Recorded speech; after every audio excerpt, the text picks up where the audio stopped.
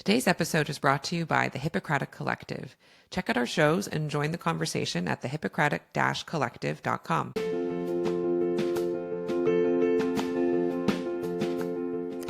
Hello, I'm Joan. I'm a Canadian family physician who also works as a restorative medical educator, facilitator, and coach. I create spaces that rehumanize the work of healthcare.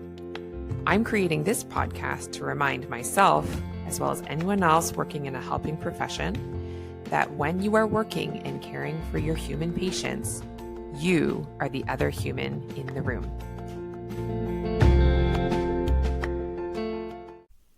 All right. Hello there, healthcare humans. Thank you so much for coming back for another episode of The Other Human in the Room. I had to interrupt an already flourishing conversation that was getting started. And I was just like, Duncan, we got to start recording because we're already starting to have great conversation. And I am so excited to have this really be the second podcast recording I've been on with this particular healthcare human, because I met Dr. Rozario on another podcast that we were both invited to do, which was so exciting. And I knew I needed to hear more. And so actually, first of all, would you like to be called Duncan or Dr. Rozario? Please call me Duncan. Okay, there you go. And you can, of course, call me Joan. And would you like to introduce yourself to everybody? Absolutely. My name is Duncan Rozario. I am a human who happens to wear many hats like most humans do. I have the hat of husband, hat of father, the hat of general surgeon. I have an entrepreneur hat, a startup hat, and a traveler hat. And so I have different hats. But fundamentally, I think we are all the same. We're all humans trying to figure out our place on this planet. Why am I here? What am I supposed to do next? What's the meaning of life? I think we all have those same questions, and we're trying to figure these things out. Absolutely. And obviously, you know, I'm going to resonate with that. And it's so nice to think of all the different roles we play and not to find ourselves in any one box. Hey, I just find it's very liberating to view yourself that way. Absolutely. Especially in medicine, we often, when we introduce ourselves, I'm a doctor, I'm a surgeon, I'm an internist, Yeah. when, that is just, 10% of the hats that we're wearing, because fundamentally we're fellow travelers, fellow storytellers, fellow puzzled people. We're on this journey trying to figure out so many common things. Yet they manifest themselves in sometimes unhealthy ways. We seek financial gain, we seek fame, we seek status, we seek so many of the things that we seek are likely proxies for what we're actually looking for, which is love and acceptance. And if we don't have those, we try to fill that void with cars and money and houses and status and likes on the social media platform, and it doesn't work, does it, Joan? No. I think we've all tried it. That new car will make me happy. That new fancy outfit will make me happy. That trip to Fiji, that will make me happy. And it doesn't seem to work, right? There's a little euphoria sometimes in the anticipation before it happens, and then afterwards we go back to our base state, because I think Arthur Brooks says, the opposite of happiness isn't unhappiness. The opposite of happiness is lacking the abundance of the factors that make us happy, and so it's not the same thing. And so I think I'm wandering off. No, I'm with you, and I think that's so important. I think, is this quote a real quote? And it's okay if you don't know, but something like, if you put happiness in front of you, that's where it stays. I feel like I did not just make that up, but I am not good at attributing or even accurately quoting quotes. But there's something about, if we think happiness exists outside of ourselves, that's the only place we're going to look, right? And I actually wonder, going back to the beginning of the story, I think a lot of people go into medicine for mixed reasons, and some of them carry us through, and some of them are really our true purpose, and those are lucky because those can really feel less. I also think a lot of us go into medicine for some of those other reasons you stated: status, money, um, parents' approval certainly played into mine, and and Oh, yes. familial approval, and just approval of, and I guess that is status in a way, but the parents of it all and the family of it all, that can really play a potent role.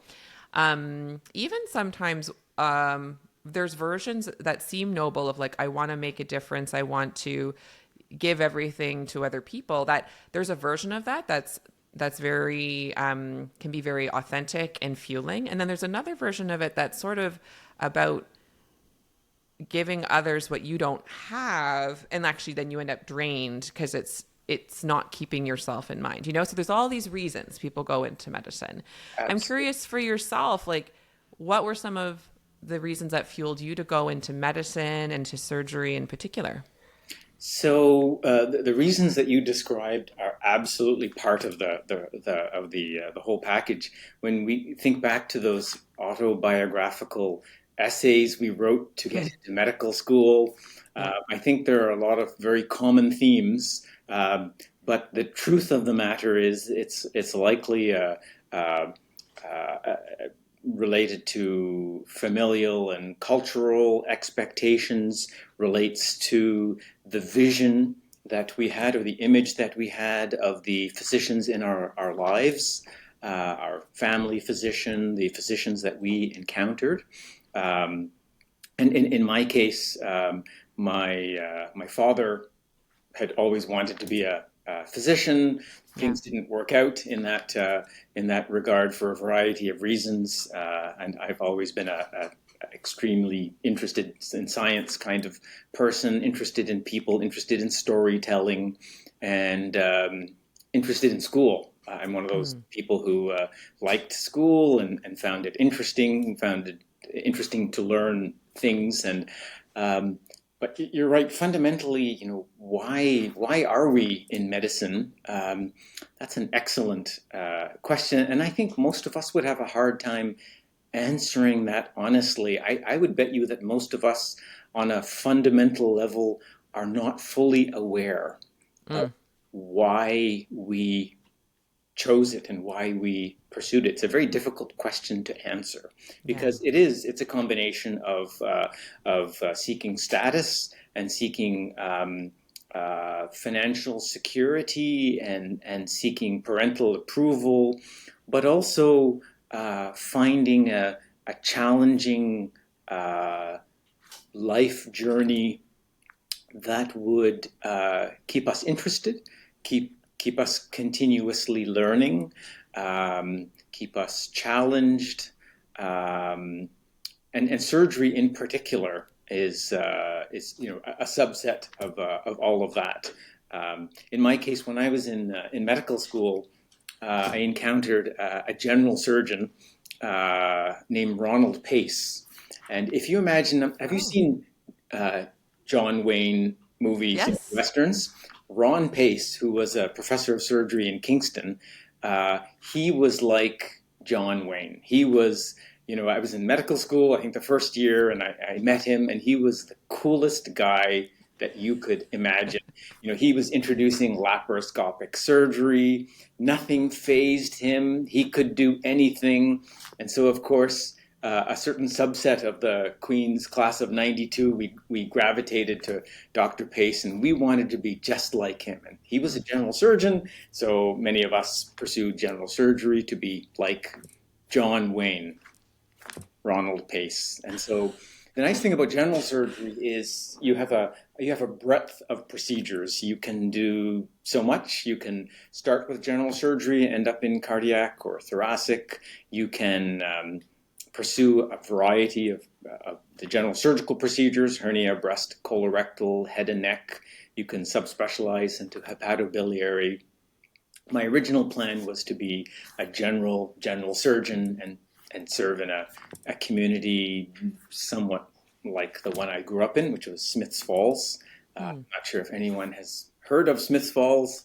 I have little heard, town yes. outside Ottawa. Yeah. Um, but yeah, so I was interested in working in the community, interested in having a broad base of skills, and I ended up in general surgery due to a variety of influences in medical school. And ultimately, when I finished my training in Ottawa, I ended up in Oakville, Ontario, where I've been for the last 29 years.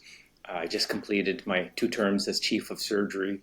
And life in medicine, I have to say, is fabulous if you're right for it. If there's, as we say in the startup world, if there's product market fit, if the, That's if good. the challenges of the job suit the unique aspects of your personality, just as some people should be pilots and some people should be physicians and some people should be politicians. Mm. I think we're all very unique on this planet, aren't we, Joan? We all have very Yeah. unique interests and unique skills, and we have to find our tribe. Mm. And when you find your tribe and you find that fit, and despite all the challenges, any profession has its challenges, but if you love healthcare and being a physician, despite all those challenges, if you would do it, even if they didn't pay you, or they paid you half, or whatever, if you love it despite all the challenges of the profession, then I think you're where you need to be. And that's what I would say. I'm where I need to be. There's sort of product market fit. I love the job. I love fixing things. And in general surgery, there's a lot of gallstones, breast cancer, hernia. You fix it. There's a tremendous sense of satisfaction. Mm. Most of the time, our patients are very happy, and then we move on to the next challenge, and we continuously learn. Mm. Mm. I'm curious with that. I love that product fit analogy. And over your time in your career, have you noticed times where, even though it sounds like it is a great fit for you, and you've got your purpose, and so you've got the joy in medicine front and center, have there been times in your career where that started to get a bit fuzzy, or you've have you ever flirted with burnout or that sort of thing, knowing that one of the issues is, even if the job itself can be a really good fit for a personality, sometimes the system has such high demands, and depending on your approach to it, even if you love it the most, if you do anything 24 hours a day and forget to sleep, your body's going to start being mad at you, right? So have there been points in your career where you struggled and had to course correct a bit, or has it been smooth sailing the whole time? Tell me. Life has been full of challenges, Yeah. and like many of the challenges we encounter, most of them are self-inflicted. Yes. You're quite right. Too much of a good thing can actually be a bad thing, Mm-hmm. and when we're young, we're often not so insightful. We're often foolish, and we think we can just burn the candle on both ends because we did it when we were 20.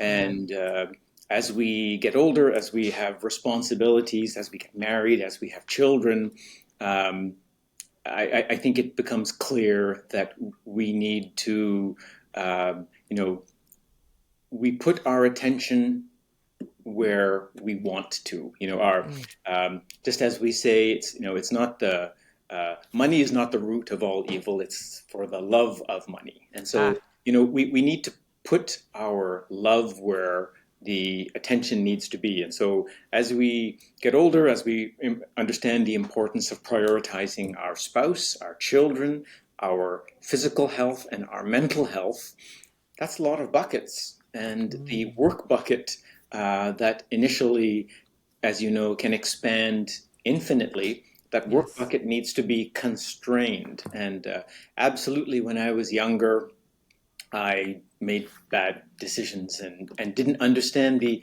importance of instituting process and protocols and having good habits. And Mm. my wife, who is far wiser than me, uh, reminds me regularly when I'm moving off the rail, and we need to course correct. Mm-hmm. And I have done course corrections on a regular basis when I lose my groove.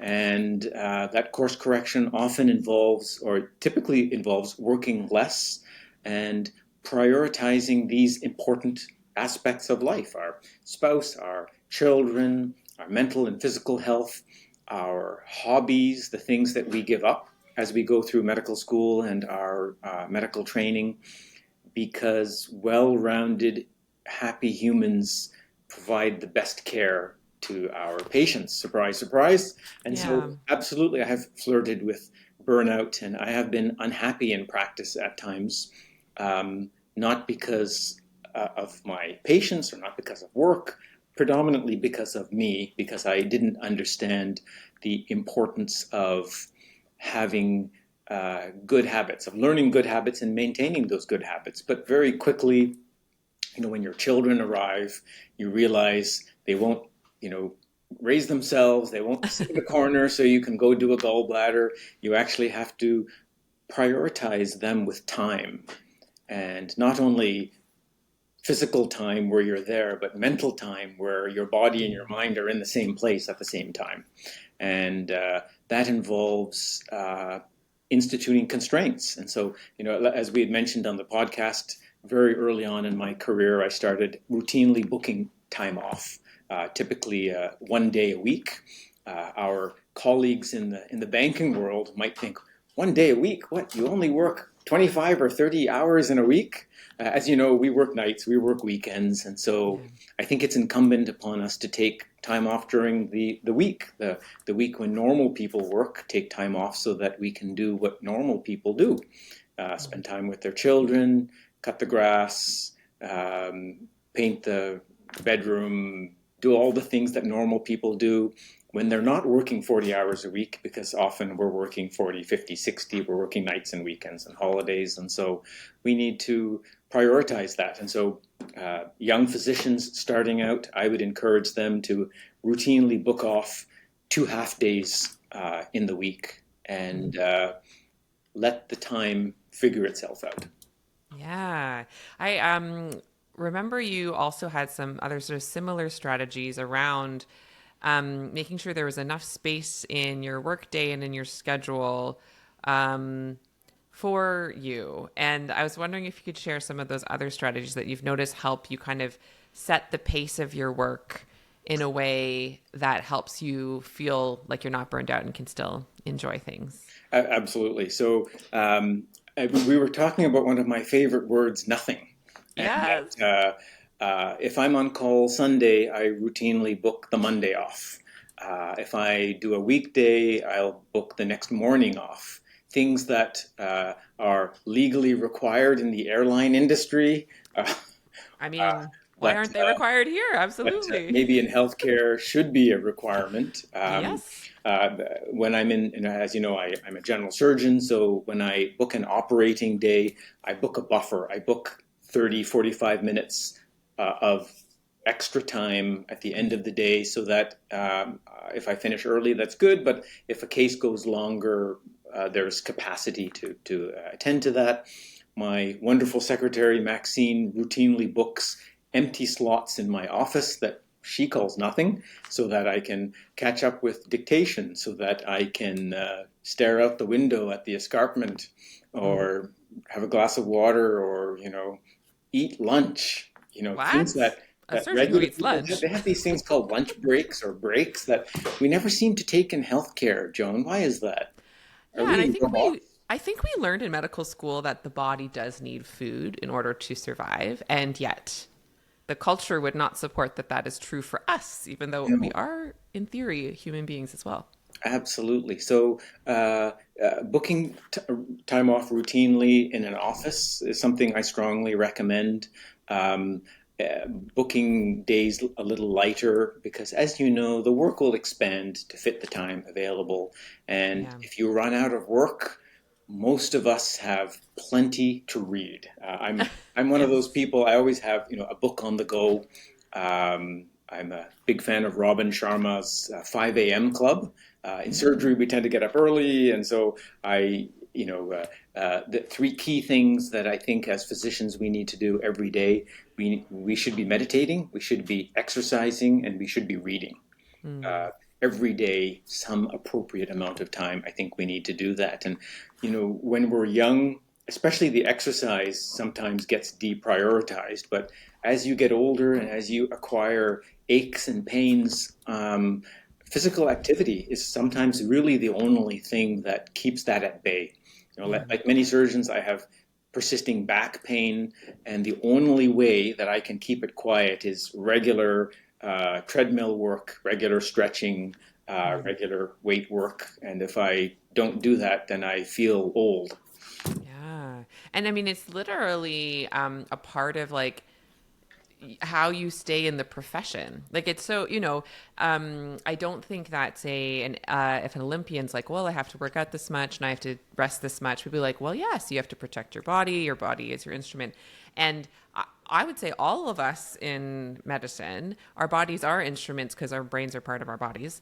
And I would say surgeons in particular, like your whole body is involved, certainly your hands and your eye. Like, like it's a very physical part of medicine, isn't it? And wouldn't it be cool to see the culture starting to shift? So it's sort of the norm and encouraged and ingrained, like, time during the day to do stretches, or what I mean? Just like acknowledging the fact that everyone's bodies are put through something if you're standing all day in the OR. Absolutely. And my wife, who's a big proponent of yoga and Pilates, I was complaining. I mean, I complain to her often, but I was complaining to her about my back pain. And so she taught me a few yoga poses, child's pose and a few specific poses. And I find after many hours in the operating room, it's a tremendous instant relief. And so often between cases, if my back acts up, I'll go to an empty OR, and if you peeked in the window, you would see two specific yoga poses that I do. And imagine if we routinely had a stretch break during the day. Yes. Just as we eat lunch, maybe we need to do a little bit of yoga every day. I like what I a would love that. concept. I mean, I think we'd first have to normalize lunch, which I mean, how is it over there in your world? What, like, in terms of the hospital culture and then the clinic culture for yourself, like, how's lunch going? Is everyone totally pausing for lunch, or are people working at their desks and eating, or what's happening? So healthcare workers on salary have lunch breaks and they have breaks. Yes. Physicians in the fee-for-service world, like you and like me, if we don't schedule it, it doesn't happen.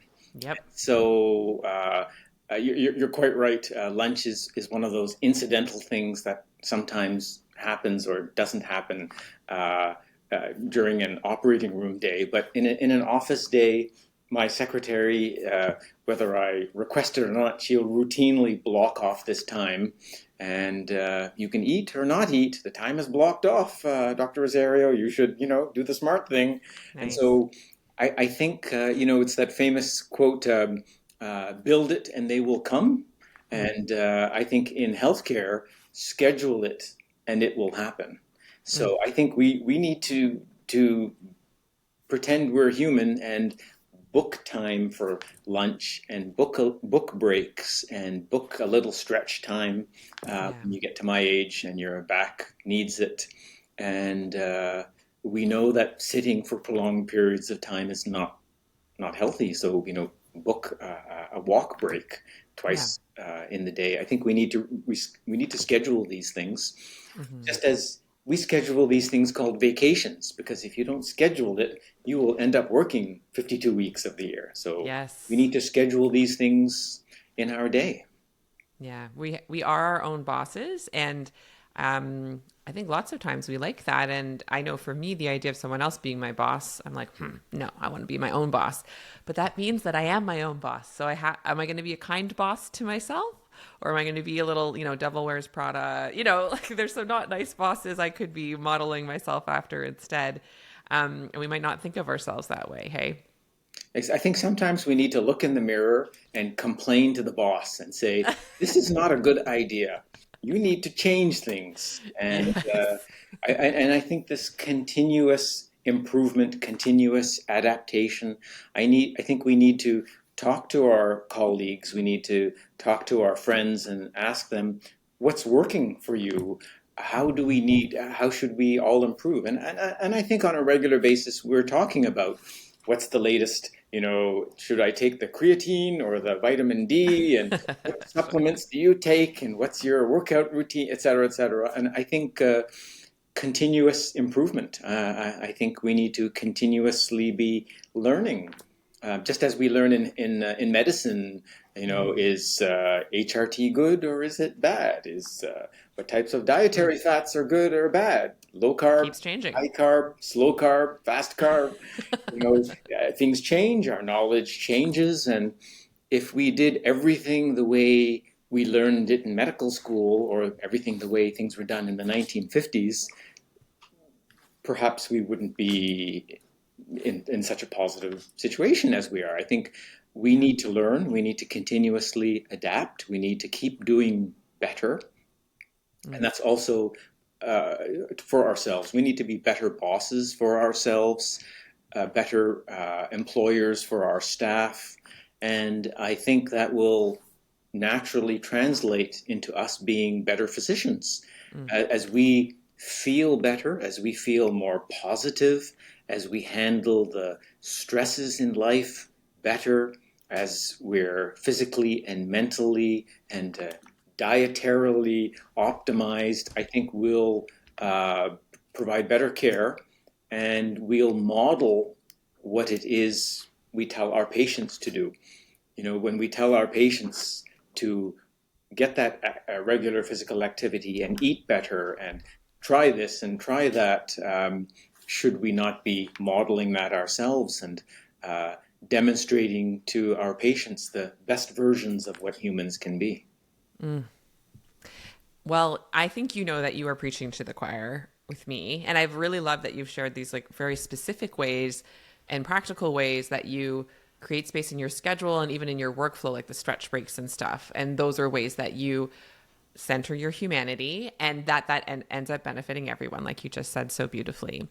I say this a lot to people as well. I give talks about this, and there are a few common buts I get back, like a few common objections, beliefs that are very ingrained in folks in healthcare that make prioritizing themselves, thinking of themselves as truly their own bosses, feeling like they can actually be empowered to make these changes. Like, these are the sort of limiting stories that are told to people and then they tell to themselves, and that keeps them feeling like they have to overwork. I'd say one big bucket is our patients in the system. So the whole idea, so in family medicine, a big one is like, if I don't see all of my patients, then they'll all go to walk-in clinics and they emerge, and then everyone will be mad at me. And it's all about sort of access and that whole thing.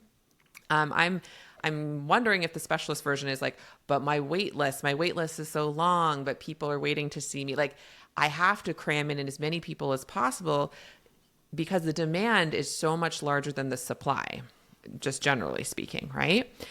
How do you square that away? I have my things, but I'd love to hear for you. So, you know how many people are referring to you, you know how long people are waiting for things. How does that sit with you, knowing you also have very good reasons to keep honoring the nothings and the blocked off time? So that's an excellent question. When I became chief of surgery about 9 years ago, we moved into our new facility here in Oakville, and I had one of the priorities I had was expansion. And as you might imagine, when you tell a surgeon, shall we bring on another surgeon, there's inherent concerns about competition, and will my income go down? Will my prestige be affected? It's all about me, but I mean, what are the negative aspects that could happen to me?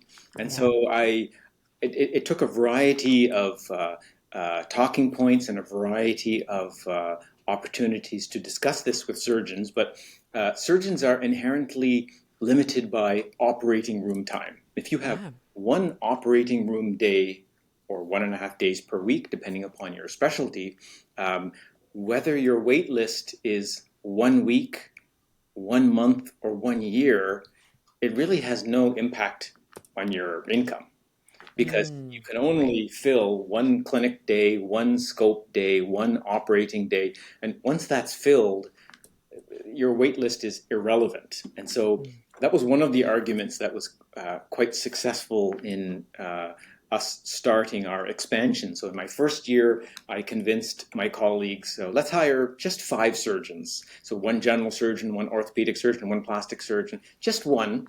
And let's just see what happens. And of course, uh, our community is growing. We hire a surgeon, and that wonderful woman or man comes in and starts their practice, and it has no impact on my income. And I'm in fact busier because, of course, the community is growing. I'm doing less call. I have more Hello. free time. I have a great colleague. Let's do that again. And so, in my 8 years, we ended up hiring 23 surgeons. Uh, Oh, oh my and gosh. the one disappointing thing is over COVID, the surgeons came to me and said, "Why can't we hire more?" COVID unfortunately deterred things. Yeah. We weren't able to hire over COVID, but uh, many of our divisions doubled in size, so their on-call requirements were cut in half. Mm-hmm.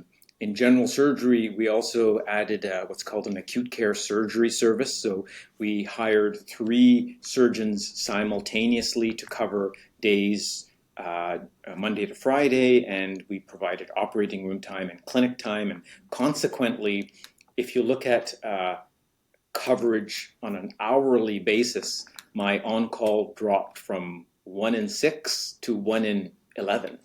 Oh, that's So, huge. and when you do that, and all of a sudden you have capacity and free time, um, it's a wonderful thing. And so sometimes the fear of the thing Mm. is not only unjustified, but it's actually worse than the thing. And so when we showed our colleagues that expanding the department and bringing on wonderful women and men colleagues is a good thing. It reduces your on call, has no impact on your income, but it tremendously shortens wait lists because now you have more bodies able to do the work.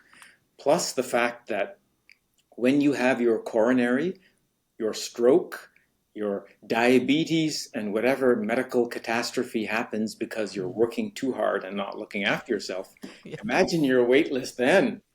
So, the That's a best good way one. to minimize your wait list is to be healthy and to be happy and to bring on colleagues. And I hate to break it to you, but there are plenty of women and men who are just as good as you and maybe even smarter. How And of dare course, you? we accommodate to that. We realize that things are changing, and that there are tremendous improvements in medicine and in healthcare, and the colleagues that we bring on are often much more capable, and they have more ideas, and they're more youthful, and that's the rejuvenation. That's how healthcare will continue because we understand the need for the tree to grow. And so these Yeah. were some of the arguments that were quite successful. And if you ask, any of our surgeons here, would you like to hire more? The answer is always yes, hire more, because Right.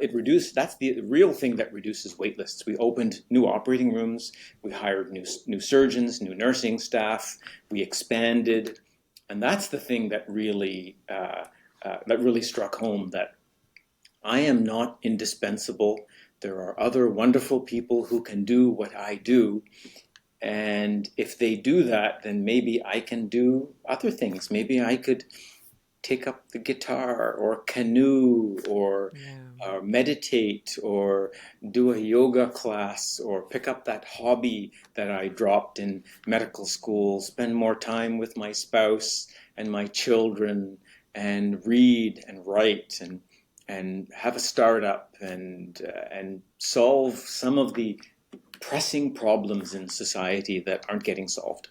Yeah, that was actually what I wanted to talk about next, because one strategy that I think both you and I have employed, in terms of, even if there are, so for myself, as a family physician, I have tried to bring on more people by like hiring a nurse practitioner practice partner and like sharing my practice. And I'm interested in, I think practice shares and just always having more people to be more replaceable is absolutely the way forward in terms of making healthcare more sustainable. And so hopefully I just avoid the coronary anyway, but say something happens to me and I suddenly can't practice, the entire system doesn't shut down. Like I do think that's a better system. Absolutely. And another common argument people say is, but that's going to hurt. Like some people, I'm the sole breadwinner, or like this might impact the bottom line. And though in your case, it sounds like your colleagues actually it didn't, there can be cases where, say, you're hiring more people or there is a hit on the revenue, right? And for me, and I believe for you too, though I'll let you speak for yourself, like one of the things that happened is I hired people so I could work less is I found new ways of earning income. So like through my podcast, I advertise my coaching courses and stuff and speaking engagements, and that brings in a little income. And there's something very delightful about not having the only way I make income be OHIP. You know, I love public healthcare so good, but you can get kind of like feeling like it's then you get a bit desperate when billing codes change or things, you know, if that's the only way you make income. There's something about diversity in how you make income. Also, beyond money, like diversity of how you have an impact on the world, different ways you can use your brain and your knowledge beyond medicine that I have personally found extremely enjoyable. And I know you are in the startup land yourself. So I'd love to hear about like how you ended up getting into that and how you see that as what's that bringing to your life? That's an excellent question, and you're quite right. I think I'm not getting the saying correct, but if someone controls when you eat, they also control when you starve. And so Ah, it's nice to have good one. a diversified income stream. And so, of course, many of us physicians, we're either on salary or fee for service, but a diversified income stream has tremendous advantages because instead of doing the same thing and earning an income, we can flex that brain muscle and do different things. And so when I was leading the National Surgical Quality Improvement Program here in Oakville, I started doing speaking for 3M on surgical site infections. And well, that's interesting. You can give talks and you get paid an honorarium. Well, that's interesting. And and as I started to explore how to expand the use of technology in healthcare, I helped start a virtual care company called Sigma Health Tech, which does virtual care through secure messaging and secure video. And then you learn all the trials and tribulations of startups. And then Yeah. you realize there are so many problems in our society. And even if we just look at the challenges in healthcare, there are so many problems. Imagine if everyone in healthcare picked one problem that they really, really loved and worked on solving it. And so one of the challenges that we have in healthcare, especially in surgery, but actually more so in women's health in general, is the challenge of anemia. Mm-hmm. 38% of Canadian women of childbearing age, so almost 50%, 38% of Canadian women of childbearing age are chronically iron deficient Yeah. by criteria of ferritin. And so the provincial government recently changed the cutoff for iron deficiency from 15 micrograms to 30 micrograms of ferritin level. So 38% of Canadian women of reproductive age are chronically fatigued, have brain fog, are unable to fully enjoy life because they feel tired, because the most common element on the planet Earth, iron, Mm-hmm. is low. And that's compounded by the fact that historically, the oral forms of iron that we have available aren't tolerated well due to GI side effects, and absorption is quite low. And the only effective way we really had of getting iron levels raised was intravenous iron, which is Yeah. expensive and difficult to access. And so as I was exploring that problem, another opportunity came up because the Italians have been working on this problem for a long time, and they developed a product called sucrosomial iron. It's a special way of encapsulating iron that allows it to mimic the absorption of intravenous iron with no GI side effects. And so that was being introduced to Canada. They needed a medical person with an interest in anemia, interested in solving a problem. So there's Yeah. me. And so now I'm a medical advisor to Sigma Life Sciences. And so I think if we look for problems, I think if we have capacity, I think Mm. if we're not so busy and frantic with all of the things in our life, if we have time to sit quietly and alone, Mm. a lot of interesting things will come to mind. A lot of opportunities present themselves. It gives us the opportunity to hear the whispers in the universe. The universe is always talking to all of us all the time. Some of us Yes. are just so busy, we just don't have the time to sit in silence and listen. And I think if we have that capacity, the negative term is boredom, but I think in some ways it's a good word because sometimes the phone needs to be put down. Sometimes we just need to sit Yeah. and be bored. You know, you're waiting in line at the store or you're waiting at the stoplight. Good. You're waiting. You got nothing to do. Just sit there. And whether you're just sitting there in line or whether you're in the shower or whether you're doing the dishes, sometimes when you're doing these mundane things, wonderful thoughts pop into your head. Interesting Mm. ideas pop into your head. And I think that's the universe whispering to us, what about this? What about that? Consider this. Yeah. And so we're all different. We have different talents, different interests, and yet there are so many problems in the world. The challenge is matching. We need to match Joan to Joan's problem, Yep. Duncan to Duncan's problem, and then give them the opportunity to work on that problem. Mm. And I think society would be so much better. People would be happier because I think we're happy when we're contributing to society and adding value to society. And I Yeah. think we're happy when we're solving problems that are dear and near to us, problems we're Yes. interested in. So Joan should solve the problems Joan's interested in. And Mm-hmm. then Joan feels fulfilled, and hopefully Joan can derive income from that as well. And imagine Yeah. if every nurse, chef, police officer, cook, uh, truck driver, if everyone had their own interest and their own problem that they were working on. Imagine the country of Canada filled with entrepreneurs Oh my solving the gosh. problems in their society. Yes. Like Great, just great. like the entire country is a think tank. Everyone's addressing their problem. Exactly. I actually love that vision so much. I think that's so beautiful.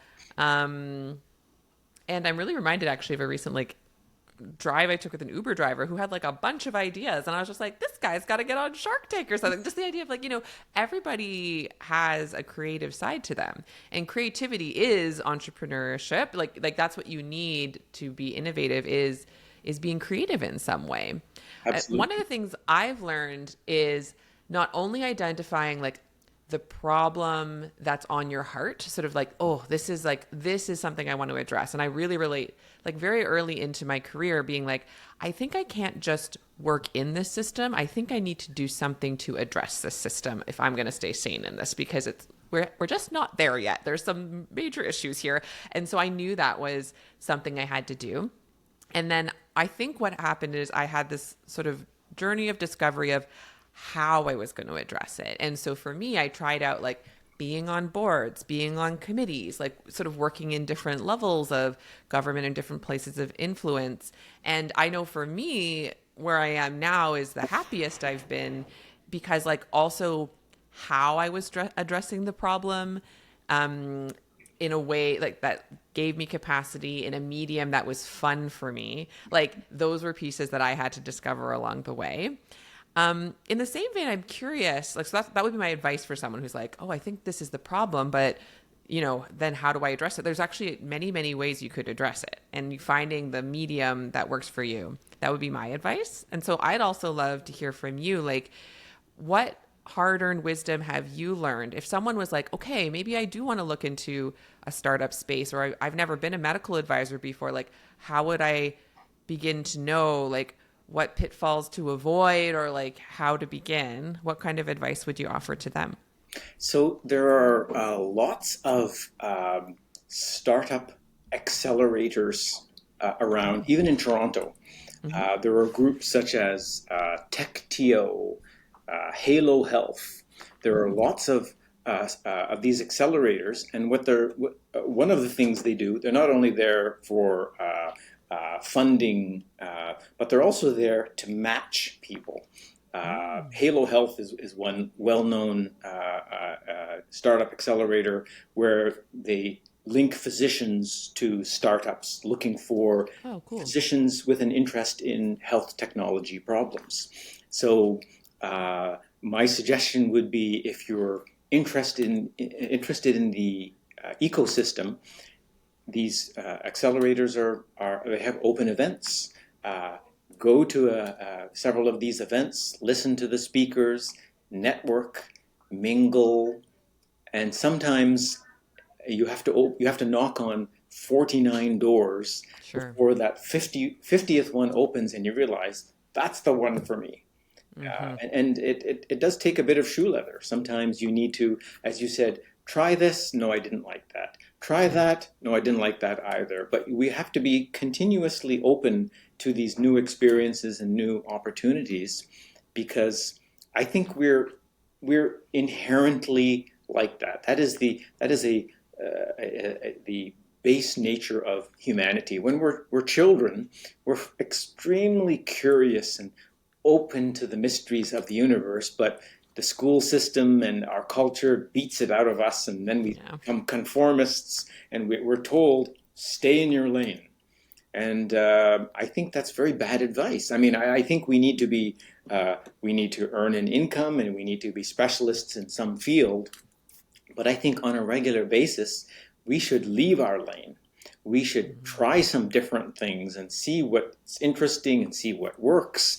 Uh, uh, and this word failure that we're so afraid of, I think we should remove it from our vocabulary, because I would say sometimes you um, sometimes you win and sometimes you learn. So That's I great. would say failure is, unfortunately, as we know, an excellent way to learn what Yep. doesn't work. Mr. Edison, found out the hard way thousands of ways not to make a light bulb. He didn't call it failure; he called it a learning opportunity, until he found, carbon-coated cotton, and then ultimately, tungsten as the filament for light bulbs. So I think we need to be comfortable with failure. We need to be comfortable getting the no, comfortable Mm. getting the door closed in our face. Especially in healthcare, we think that uh, we should fear failure. We have to do the safe and careful thing. Absolutely, in healthcare, in surgery, but when we're exploring problems to solve, hobbies, interests, alternative income streams, Mm. we have this magical thing called the internet. Anything you want to learn, you can learn from a combination of YouTube, artificial intelligence, make Chat GPT and Gemini a friend. If you don't know how to do a business and marketing plan for your startup, which does A, B, and C, if you ask the AI, it'll put you on the right track. And before too long, you'll meet other people on that track, and then we'll do the human thing. We'll collaborate. We'll help each other out. And certainly, Mm. with the startups that I'm involved in, with Sigma Life Sciences, I work with wonderful colleagues. There's a wonderful physician, excellent business people, and they have parts of the puzzle, and I have part of the puzzle, and we we Google and AI the rest, and things evolve. We teach each other. We're continuously learning. Mm. It's a lot of fun to do things that you haven't done before. It's a lot of fun to learn new things and to stretch your brain, to Yeah. learn from Rory Sutherland, from Ogilvy's, how to be a master marketer, to learn from Simon Squibb the key aspects of business. YouTube, as I mentioned to you, I'm a regular treadmill person, Yeah. not because I'm afraid of the outdoors, but because there's so much to learn on YouTube. There's always a fascinating video from Stephen Bartlett from Diary of a CEO, or from Shane Parr from Your First Million, from Jay Shetty, from there's so many wonderful podcasts to listen to, whether it's Andrew Huberman, Rich So Roll. many. There's not enough time in the day to learn everything that we could or should be learning. And so my obsession with the treadmill is I can combine 30 minutes on the treadmill with 30 minutes of YouTube. So I can learn something and exercise at the same time. So we need to be open to the fact that we don't know everything. The things we think we know are often wrong, Mm. and that the more we appreciate that, the Yeah. more open we are to learning from experts in the field, from everyone else who's on this journey with us. Yeah. I'm really struck with like how you're talking about, one word for it's like growth mindset. And also having, I'll use the word humility and a desire to genuinely collaborate.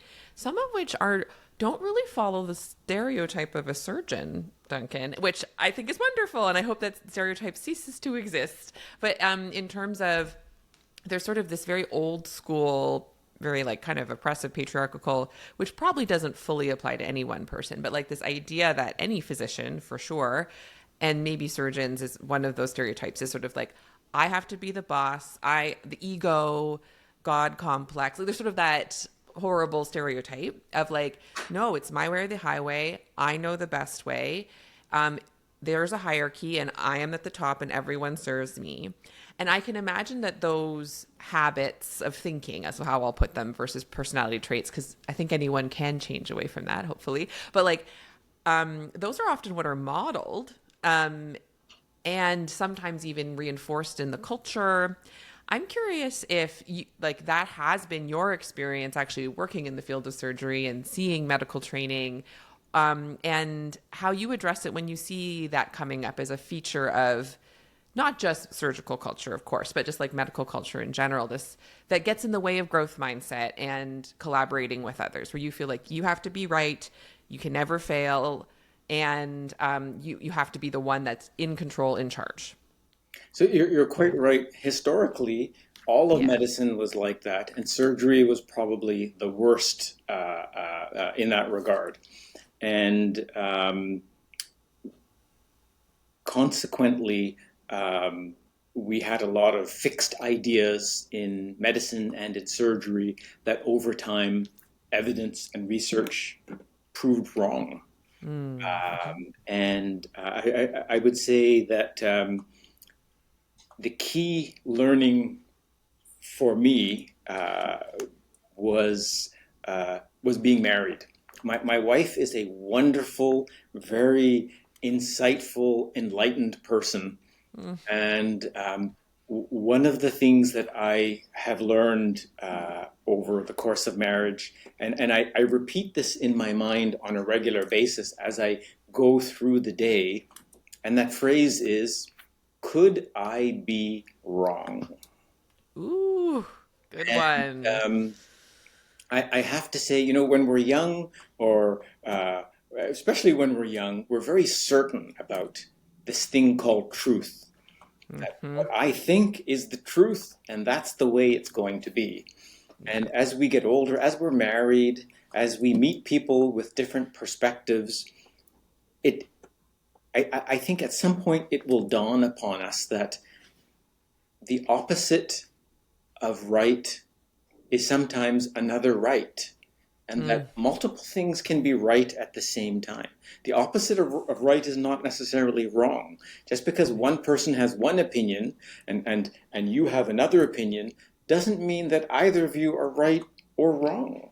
That both people can have truth, and these dissimilar or opposing concepts can both be truth at the same time. And so as I go through life, and especially as I interact with people, that phrase, could I be wrong, I repeat to myself on a regular basis, not for the purpose of being indecisive in healthcare or being wishy-washy, but because so much of what we hold dear to us, whether it's our identity or our ego or so many of the bad decisions that we make in our relationships or in life, I think occur because we're not willing to ask ourselves that question, could I be wrong? Yeah. So you have in your head, could I be wrong? And then you make a decision anyway. Is that the Correct. process? Correct. Because Yes. I believe that most of the time, most people are doing the best that they can. Yeah. Even if you have your 20-year-old child has gets mad and behaves badly, your patients are having a meltdown in your office, Yeah. you're having a meltdown in your office. Sure. I think most of the time, most people with the abilities they have, with the environment that they have, with the training they have, with the capacity that they have, I think most people, most of the time, are doing the best that they can. Yeah. And I think we all need to have a little grace and a little forgiveness and Yeah. create a little space for people and for ourselves, Yeah. and realize that sometimes we're not bringing the best version of ourselves, but most of the time we're just doing the best that we can. And that a little bit of humility and a little bit of compassion goes a long way in our relationships with our patients, with ourselves. And if you look at how things have evolved in surgery, we do surgical safety checklists. Yes. Before we start operations, we confirm with the patient that we have the right patient, that we're doing the right operation, that we have all the equipment we need. We confirm with our team whether there are any concerns. We ask our patients, do you have any last-minute questions? These are not the actions of a tyrant who knows that he or she is right all the time and is positive that they're doing the right thing. These are the actions of an insightful woman or man in surgery who understands that they could be wrong. Yeah. They could be missing some information.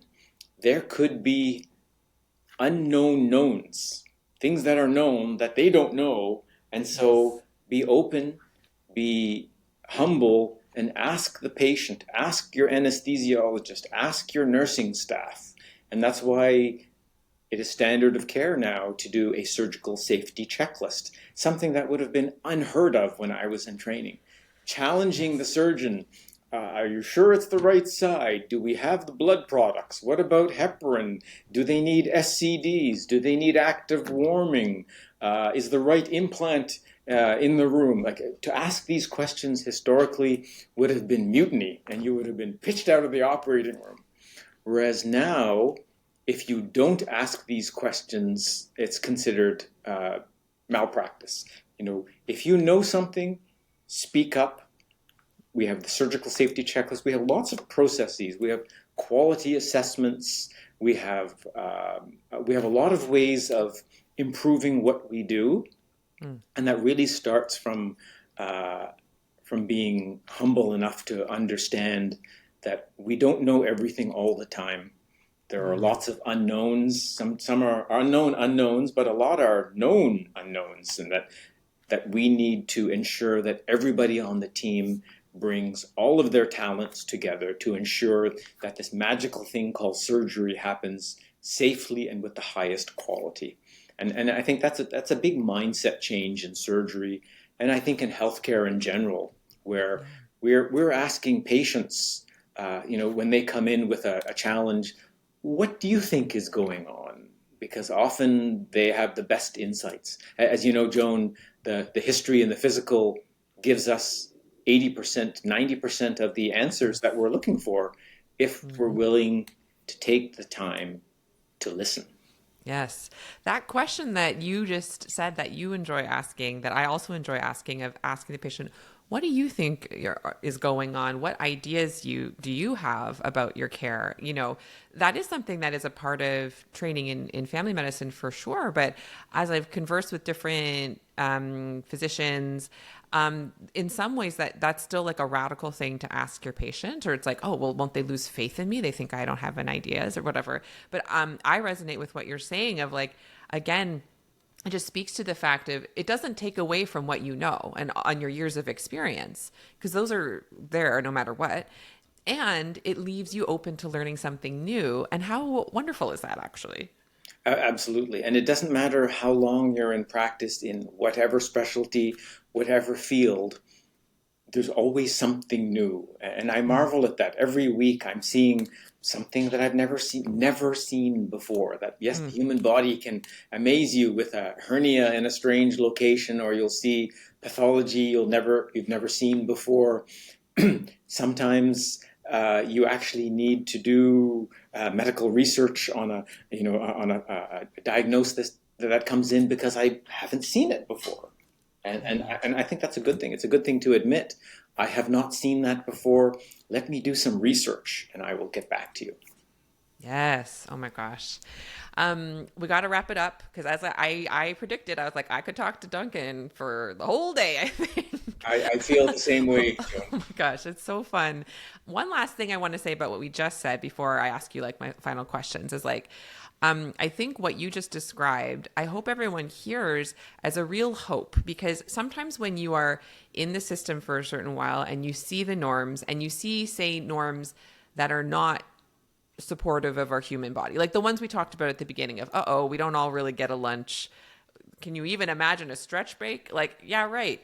And there was a time in surgery, which is very like, hierarchical and hard to make changes. But in surgery, they made this big mindset shift in order to support the well-being and safety of patients and on all the clinicians, frankly, like, in terms of the well-being of doing a good job and having not poor outcomes, right? And so mind shift changes and paradigm shifts are possible. They've already happened. We used to use leeches, now we don't. So the idea that we are stuck exactly how we are now is actually a false assumption to make. It is more likely that we will continue to evolve. And so that's why I love these conversations with folks like you, Duncan, as just evidence that like the change is actually already happening. Maybe it's not the dominant messages we always hear, but we can continue to amplify the fact that we already are shifting in our own well-being direction. We are already finding there's many people finding sustainable ways to practice healthcare that they actually enjoy. And that gives me so much hope and inspiration. So thank you for everything you shared about that. Thank you so much for the opportunity to chat with such an enlightened colleague. And it has been wonderful speaking with you, and I hope we have the opportunity to do this again. Yes, absolutely. So if people wanted to reach out to you, I don't know how public facing you are. Like, are you on LinkedIn or social media or like those sorts of places if people want to connect with you? I am on LinkedIn. I Yep. have a website, duncanrozario.com, where I Perfect. post my writings. I've written on a variety of different topics, Yes. and so individuals can certainly have a look there. And I look forward to chatting with like-minded people and with our colleagues, and helping to raise the bar to ensure that as we get older, we have extremely capable women and men Mm. ready to look after us. Because what are the Yes. certainties of life? Death, taxes, healthcare.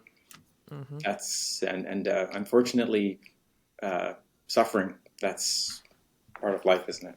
Yes. And so very much, it's such an investment in the future of healthcare, including the future, like making sure there's healthcare for us to receive when it's our turn.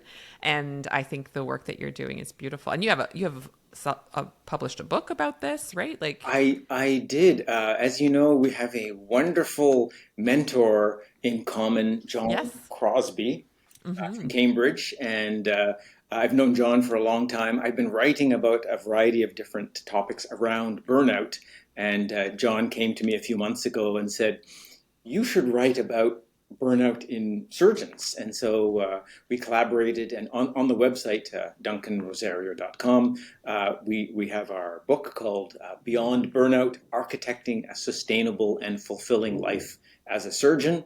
It's available on Amazon as well, but I would encourage no one to purchase the book.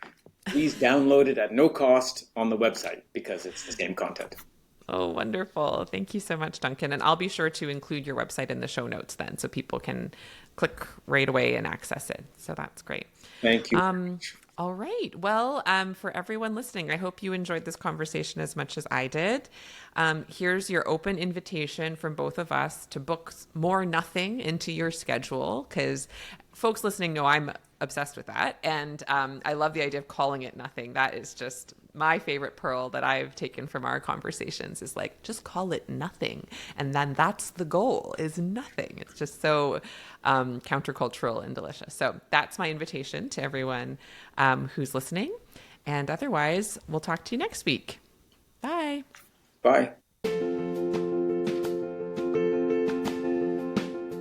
I would love to take this work deeper with you. Visit joanchanmd.com today and discover my growing menu of options for restorative medical education to suit your learning needs.